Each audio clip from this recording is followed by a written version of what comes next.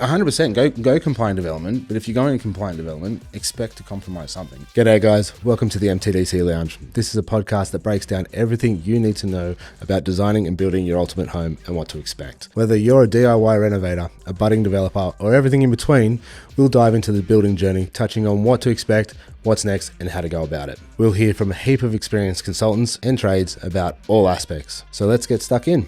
Welcome to the lounge.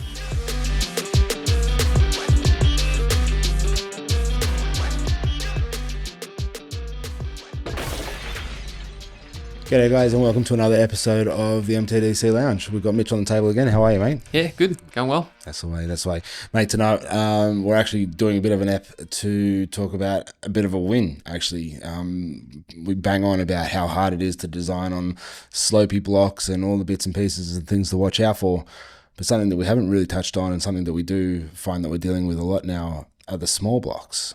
And I think it's really important to bring up to the guys that are listening at home and talk them through, I guess, the design and the things that we kind of came up with and things that people should be watching out for as they go through a process, particularly working on a small block. Even more importantly, designing on a corner block that is also small, because they all come with their own rules. Yeah. I remember doing this one because there were, especially around the council space, because we knew that when we were putting the application into council, there were a few things that we were I guess needing to justify to council because there were a fair few variations. It was a corner block, the side setbacks we were encouraging on, the rear setback we were encouraging on as well. I think it just goes to show that you've always got to have, to a degree, a bit of an open mind when you're going into council applications with some things we're varying. I mean, in this case, it worked out for the better. I don't believe we actually compromised with the design at all. Our council came back with a few questions and we had to do a bit of a street survey to say, for these reasons, this is why we believe that these encroachments are still suitable for the space. A few extra bits and details, documentation-wise or report-wise. But yeah, we ended up getting the result that we ultimately submitted with in the first place. Yeah, I mean, ultimately, I guess what saved this was the fact that we had a good argument as to why we wanted the designs like this. And I know. So the standard rules that we bang on about every day is, the 3 meter setback rule. If there's a secondary side setback, that's bigger than a normal side setback. Your front setback was another, contributing part of this job as well. And yes, you're right, 100%. They did bounce back. They did come back and say, hey, we need to do some adjustments, particularly with the deck out the back. We weren't allowed to put the deck all the way back to the fence, which is fair enough. We had to bring it off a little bit. But I think one of our biggest issues was our front setback and what we wanted to do to the front setback. We bang on about side setbacks and the rear setbacks all the time.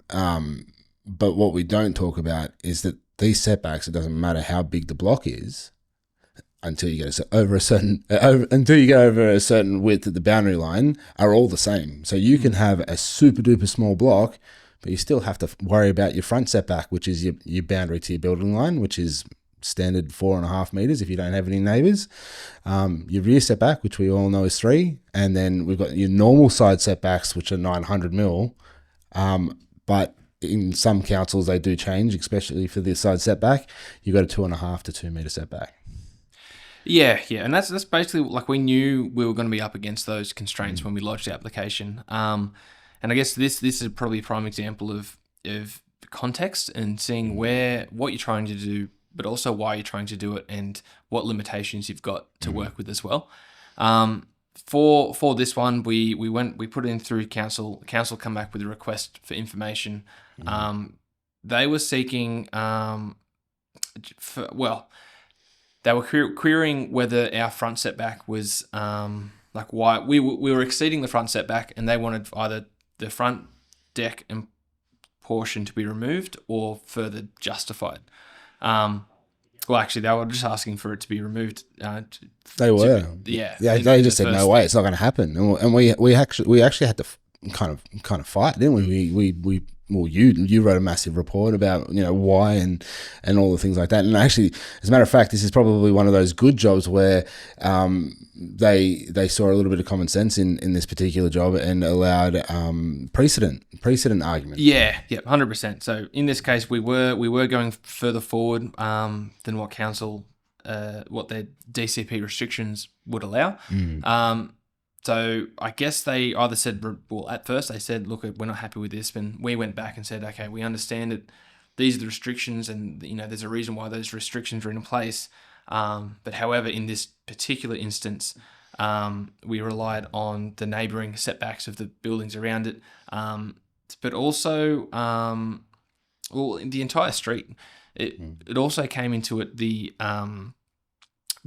degree of landscaping out the front that was being kept as well. Like that was a really big. That was a huge one. That was a big big item that we were sort of leaning on as well. But I think what really got this one across the line in terms of trying to get the justification, it was a combination of using context and the surrounds, but also we end up showing council from a street view what the before and after view would be like viewed from the street, showing the existing vegetation and really standing from the street looking at the property, you wouldn't be able to see too much of a difference, which really showed council that the impact of the encroachment wasn't really impactful. And I mean having a whole new build that got approved even closer to the road than what we were proposing, literally a month or two before we submitted ours, probably helped our situation. Well, that's right. We actually we went digging on council's DA tracker to go, okay, this is the street, these are the areas that we're sort of contextually close to. What other applications have been approved of recent? And because all of that's available online, so it's a really good op. Like particularly if someone's doing design and they know or they've seen somebody build something just down the road, it's always contextual. It's always is it happening in the same street? Can you find the same result somewhere in this street that would back your argument? And it just so happened that this guy had the next door neighbor breaching all of the rules that we wanted to. So it was quite serendipitous that we just went, hey, this is really cool. Yeah, this is what we want to do. I mean, I'd say like my first, and this is exactly how I looked at this as well. When I seen the council pushing back, I said the first thing that we did was basically, well, from the office, went for a walk on Google Maps up and down the street to go, what are the other areas like in the area, the houses in the area, which ones have gone close to the boundary, almost on the front boundary as well. And then the next thing is to go, okay, which ones look newish or look like they would have been approved by council, in the last 10 years, as a bit of a guide. But because then we have the address, we have the approvals, and we're really pointing out to council that look, we're not really breaching, we're not doing anything too crazy here. It fits within the context. You approved similar works in the past for similar reasons. It's really you're just building a case, and sometimes council are just asking for justification as well, like for themselves to go, right, we know you want to do this, but we're going to need more to support it, and that's I guess what we did in this case.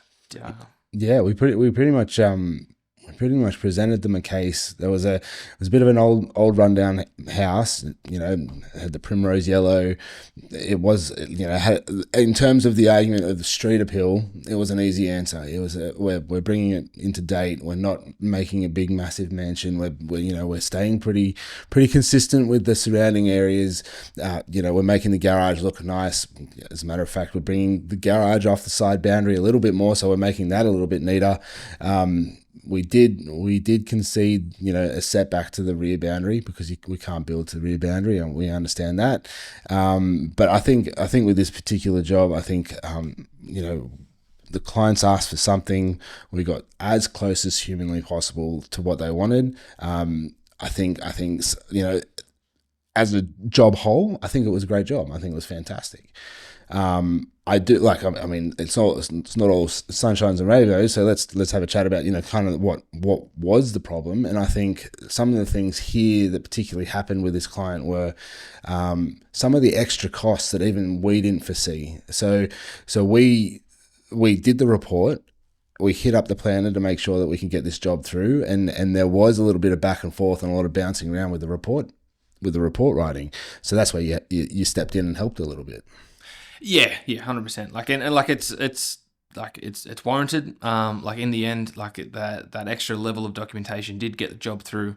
It's just sometimes it's up to council too. Like if they come back and ask for a certain extra level of information, sometimes for valid reasons, sometimes it's a kick the can down the road. Yeah, well, it feels like that anyway sometimes. But yeah, I mean, ultimately, council are asking for justification or extra reports. Then I guess our job is to obtain that information where we can, trying to mitigate the cost or the unforeseen things like this that will pop up. But yeah, 100%. And I think that was in the end almost the tricky part about the project. Wasn't so much council asking for these bits and pieces of information. We knew that as soon as we had that request for information, we knew, okay, these are the things that we can fight. This is how we're going to get through this. But the next part was, okay, what are these extra reports and things going to cost in this instance? And it is very project specific as well, and it really depends on what council are looking for in particular. The consultants we go for. Exactly. Yeah. And how much those consultants want to be. Like sometimes when they get a report, they'll pay you pay for this big report and it tells pretty much everything that you need to tell it, except for that one bit of information the council want to know. And then they go, well, hang on a minute, I need to know this. And then you got to get the report rewritten and you got to do a whole bunch of other stuff to try and make it fit. So yeah, as a whole, super great job. Clients were absolutely amazing. Loved doing the job. It was one of those ones where you and I got to have a little bit of a back and forth and a bit of banter. You tell me no, I say yes. We meet in the middle. We get it through. Yeah, it's a beautiful thing. So I was really stoked with this job, and I think the team did a great job. Yeah. No, it looks fantastic. Going through the DA route or the development application route, the thing that we've got to remember is that DCP is a guideline. It's not the rule. It gives us an element of, we can do this, and there's a variance that we can work within, which is usually about 10%, particularly with jobs like this. If you're going to go with CDC route or the complaint development route, you have to strictly stick by these rules. And because I went and saw these clients, I actually saw these clients during COVID, and I actually talked to them through the window in their backyard, and I didn't even have to go around the place to know that there was no way it's going to go through compliant development. The rear building line was actually within 3 meters of the rear setback, so there was no way that they were going to go through compliant development, so it was always going to be the DA route. Actually, do you know what I find that would be the most trickiest part of the smallest block? Is if it's a mine subsidence area, particularly for Newcastle and Lake Max space. If it's a mine subsidence space, and let's call it a high mine subsidence space, you've got to do strip footings, and then you've got to do strip footings, and they've got to spread out. I think it's up to 5 meters. You're not going to find 5 meters in a block that's this small. Then they're things that you really have to start to worry about and stress about, particularly those things that you have to pay attention to. Yeah. It comes a lot down to the engineer in that one to see what they actually need to get the mines together. But yeah, like you're right. The smaller blocks and the challenges with them, it usually means that you're ruling out CDC quicker, and usually it's because of these things that you would like to vary going through as a development application. Like for this job, for instance, if we were, we couldn't because the existing was already further, but say that we had a little bit of give, the difference could have been having the garage, 3 meters wide compared to having a 5 meters wide because the secondary setback was a lot more strict, or bringing the house back to in this case, say a meter off the boundary compared to 3 meters if we had to go through complying development. So I think the first thing is that a very tight block, CDC rules still apply. So your 3 meter side rear setback, 3 meter rear setback, your 2 meter secondary side setback. Just gives you a smaller envelope that you're starting to work with. There's no room for breaching. Like Well, that's right. There's no room for rule breaking, and particularly with small blocks.